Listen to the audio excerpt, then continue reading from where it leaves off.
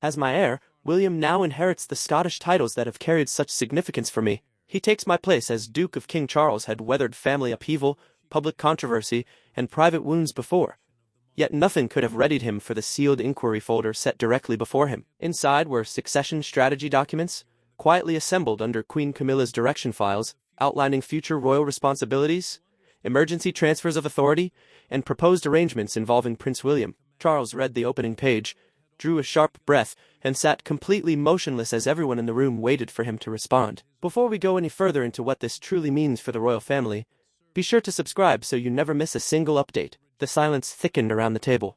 Charles had anticipated a clerical error. Instead, he found pages bearing Camilla's handwritten directions alongside William's name. A succession plan, the formal process by which royal authority passes from one sovereign to the next, should have remained under the king's control alongside his heir. Yet these documents had been assembled beyond them, music in complete secrecy over months, with no one's authorization. A senior palace official watched Charles lower his glasses and set them beside the folder. The king did not raise his voice.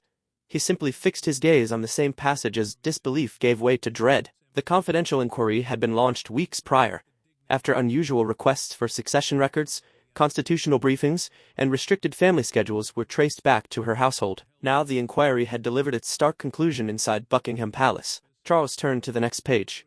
One proposal called for a temporary oversight council during any period of royal incapacity. Royal incapacity referred to circumstances in which the sovereign could no longer fulfill official duties. Camilla had been positioned at the center of communications, granting her sway over what William would be told, when he would be told, and who would stand alongside him when authority shifted. The following page cut more sharply. William's access to sensitive briefings would be withheld until unnamed continuity conditions had been approved. The future king, the rightful heir, had been treated not as the person readying himself to lead, but as a liability to be managed. Charles pressed a finger to the margin where the queen consort had written a directive hold until review. Then the king reached the entry that altered everything in the room. It did not concern William. It addressed Prince George and a private ceremony designed to assign the child a symbolic role before any handover of authority. No official approval had been granted. No parent had been informed. Charles closed the folder halfway, but did not let go of it. He had uncovered the plan. Now he had to determine whether it had sprung from anxiety, ambition, or betrayal, and face the family whose futures had already been mapped within those pages. The documents were not simply about titles or ceremonies. They reached into the lives of a father, a son, a wife, and an heir still years from the throne. Charles saw a marriage suddenly shadowed by suspicion. William discovered that his own future had been discussed without his knowledge. Catherine recognized the threat to her children, and Camilla, now isolated behind a closed door, understood that every person named in those files would soon come looking for answers. Charles had always regarded the monarchy as a fragile inheritance, something that could endure only if it passed to William with steadiness, honor, and the confidence of the public. The crown, meaning the authority and duty carried by the sovereign, was not merely a symbol. It was a pledge across generations. For the king, that pledge had now been disturbed by the one person who should have respected its gravity most. William entered the private room without a word. He had spent years conditioning himself for the throne, accepting that every decision, every error, and every public act would eventually be weighed differently. Yet the files did not portray him as a prepared heir. They described him as emotionally volatile during a future transition, and recommended that hand-picked advisors guide his earliest decisions. The prince read the passage twice. Then he tightened his grip around the back of a chair, and asked with quiet menace who had sanctioned it. Charles did not answer at once. That silence cut William more profoundly than anger would have, because it confirmed that the betrayal had penetrated his father's marriage and the structure surrounding his own future. Catherine received a summary later from her husband in a quiet family sitting room. She listened without a word as he walked her through the proposed constraints, the advisory structure, and the private notes referencing their eldest son. The princess held herself together until George's name was spoken. Then her expression hardened, and she asked that George, Charlotte, and Louis be kept entirely removed from any palace discussion connected to the inquiry. Camilla had written about Catherine separately as well. The notes cautioned that the future queen could rapidly become the dominant public presence in the next reign, drawing sympathy, loyalty, and influence toward William. The queen consort had viewed Catherine's strength not as protection for the monarchy, but as a force that might render others irrelevant. Charles felt the sharpest wound of all. Camilla had planned for his incapacity without trusting him enough to speak plainly. She had arranged for a future in which he could no longer protect himself, his son, music, or the line of succession. Then William noticed the same initials appearing repeatedly across the pages. One advisor had reviewed nearly every significant proposal. Camilla had not acted in isolation, and the planning had begun far earlier than anyone had suspected. The family now grasped what was at stake. But the true origin of the crisis lay buried in a ceremony months prior, when a single private exchange pushed Camilla past the point of restraint. Every royal fracture has a moment that seems unremarkable until history looks back and identifies the warning. In this story, that moment occurred during a closed succession rehearsal at Windsor. The session was intended to test protocol, timing, and security procedures. Instead, one brief exchange between Charles and William left Camilla standing outside the decision-making room. What took place inside that space became the specific spark for everything later uncovered in her secret files. Months before the inquiry, Charles had authorized a private succession continuity rehearsal involving William, senior advisors, and constitutional staff. A succession continuity rehearsal was a confidential practice exercise designed to test how royal authority would transfer during an emergency. It mattered because a single misstep could create disorder around the throne, unsettle the public, and weaken the future king before his reign had even started. Camilla had expected to attend the closing briefing. The discussion covered the immediate royal household, emergency communications, and the public response to a sudden transfer of responsibility. She believed her position at Charles's side entitled her to understand what would unfold if he could no longer serve. But the king had arrived at a different conclusion. Charles turned to an aide before the final session and said the room would remain restricted to himself and William. Then he requested the doors be closed. The prince registered the instruction but said nothing. He understood why his father wanted direct authority over the process. Yet he also knew Camilla would receive the decision as something far more personal. Camilla arrived moments later and stopped outside the sealed doors. She could hear voices continuing within. No aide invited her in. No explanation was offered. The queen consort stood there in silence, then walked away before anyone could witness the fury building beneath her composure. That evening, Camilla confronted Charles without staff present. She asked why she had been excluded from a discussion about the monarchy's very survival. The king replied that the crown had to pass directly from sovereign to heir without emotional interference. His words were measured, but the wound they left was immediate. Camilla removed a bracelet and set it sharply on the dressing table. She told him he had made her responsible for upholding the monarchy while denying her any voice in what would follow his reign. Charles maintained the decision was constitutional, not personal. She did not accept this. Within 48 hours, music requests began arriving for emergency access protocols, regency precedents, private schedules, and briefing structures related to William. A regency was the legal mechanism used when a sovereign could no longer perform royal duties. One trusted member of Camilla's household created the first file under the innocuous label continuity planning. Then everything shifted. Camilla obtained a private assessment of Charles's health and recognized that the transition she dreaded might arrive sooner than anticipated. What had begun as a reaction to exclusion had become a hidden system of control, and now Charles was prepared to confront the woman who had built it behind his music back. No advisors flanked them, no cameras looked beyond the walls, and no ceremonial language remained to shelter behind. Charles stepped into the private drawing room carrying the inquiry folder. Camilla was already there. He laid the files on the table between them and asked one question. "Were you preparing for my death, or were you preparing to control what followed me?" Her answer would shatter the last protection holding their marriage together. Charles had ordered every aide out because he wanted the truth without rehearsed language, legal cover, or palace interference. The inquiry folder contained the official findings drawn from private records, staff testimony, and internal correspondence. Camilla recognized it at once.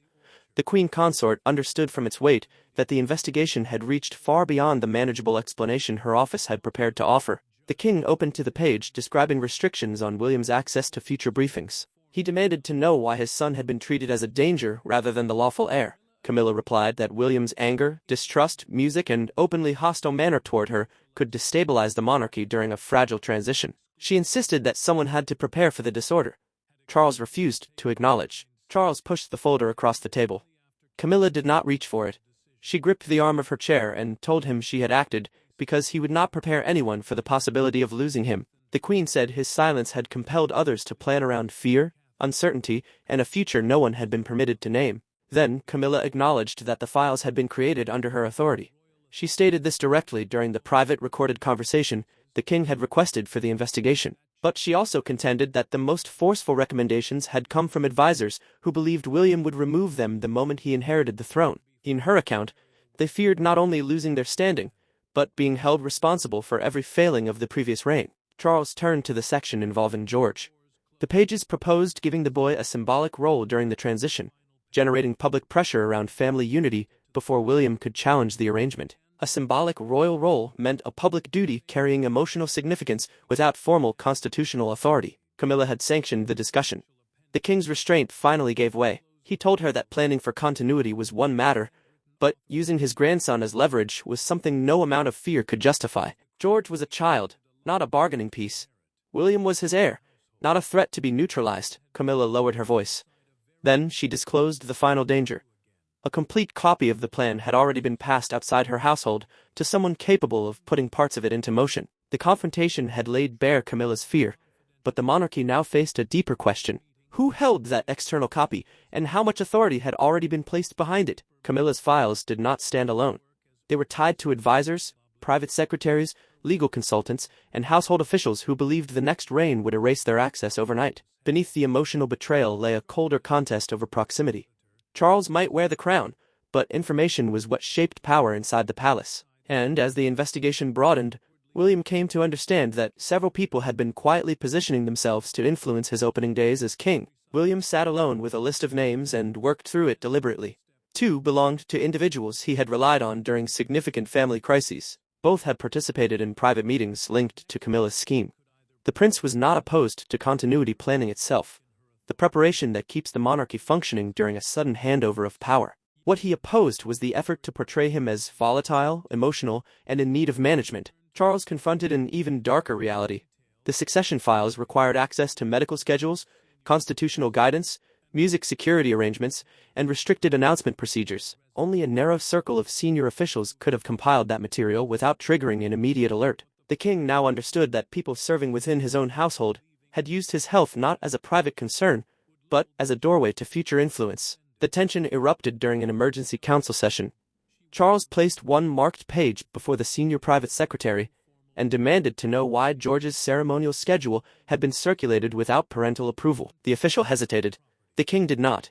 He insisted on a direct answer. The secretary admitted, through a documented statement entered into the investigation, that the schedule had been shared during a planning session led by Camilla's advisors. George's symbolic role had been presented as a means of reassuring the public, but William recognized the truth immediately. His son had been fashioned into an instrument meant to soften opposition and render the plan emotionally untouchable. Investigators then traced the external copy to a constitutional consultant, a specialist who advises on how royal authority may function within established law and tradition. That consultant had been asked to examine whether Camilla could retain a formal advisory position during the opening phase of William's reign. The discovery extended further. Draft language had already been composed to present the queen consort's continued involvement as a gesture of national reassurance rather than personal ambition. Her influence would not have been announced as power. It would have been dressed as duty. Charles ordered the entire structure dismantled. Access was suspended. Meetings were cancelled. Names were struck from future planning. But the directive came too late. Before the final instructions could be carried out, details of the investigation slipped beyond the palace and found their way to the press. The struggle had moved from private rooms into open air, and the first leak would force every member of the family to face consequences no longer within their control. The first leak revealed nothing in full. It exposed just enough to cause alarm. A broadcaster learned that secret succession documents had been seized from within Camilla's household, and suddenly, every silence became a source of suspicion. Phones rang across the palace. Advisors discarded draft schedules. Staff members were cleared from offices. But the most affecting reaction came from Camilla herself when she realized Charles had begun operating as king before. He had spoken to her again as her husband. Palace communications officials received advance warning that a national broadcaster intended to run the internal inquiry. The report would focus on unauthorized succession planning preparations, undertaken without the approval of the sovereign and lawful heir. That distinction was significant because even the impression of a hidden power arrangement could corrode public trust and make the monarchy appear fractured at the very moment unity was most needed. Charles moved without delay. He restricted access to sensitive documents, suspended 3 household officials, and transferred all transition planning to a new joint team approved by himself and William. The king understood that hesitation would signal weakness, yet every order he issued also pushed Camilla further from him. Camilla received the decision through a formal written notice from the royal household. Her private office would no longer have access to constitutional guidance or succession materials. She read the notice twice, folded it with measured hands, and remained in her seat after everyone else had gone. The queen consort felt publicly diminished before Charles had fully engaged with the fear underlying her actions. William observed the consequences with complicated feelings. The prince wanted accountability, the files had targeted him, involved George, and cast doubt on his fitness to lead. Yet he also worried that humiliating Camilla would deepen his father's solitude. Charles had weathered outside pressure before.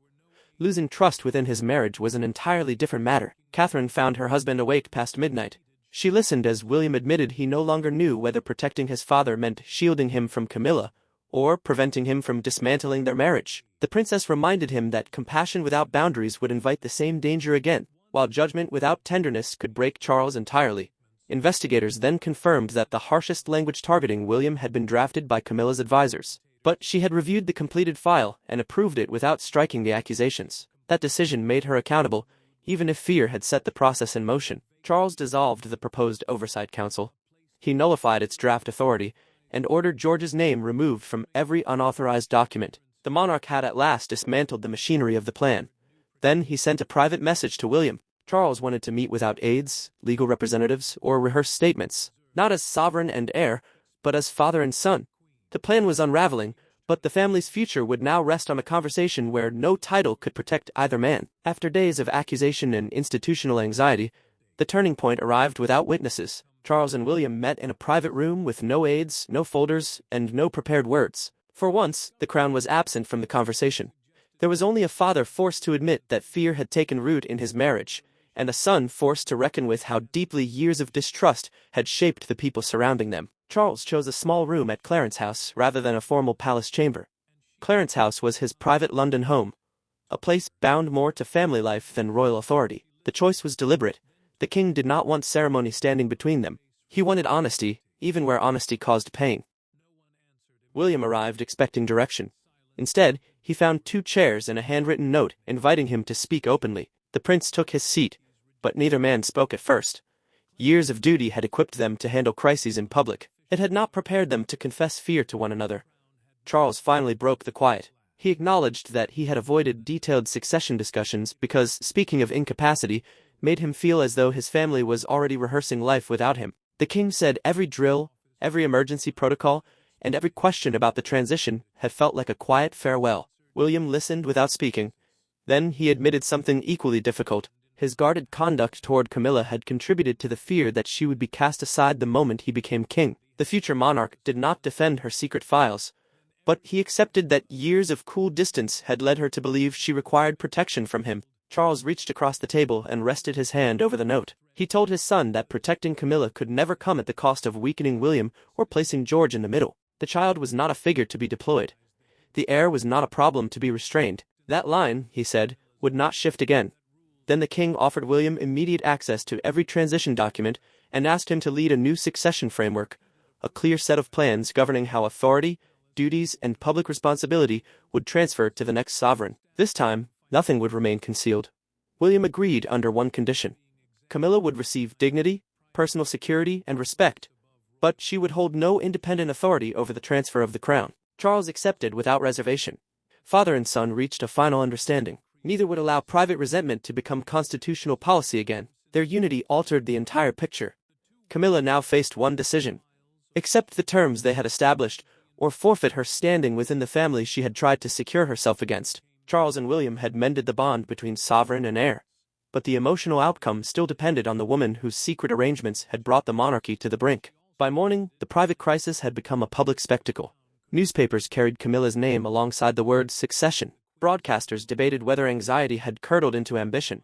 Crowds gathered outside royal residences, watching for movement behind iron gates. Yet one image conveyed the moment more forcefully than any analysis.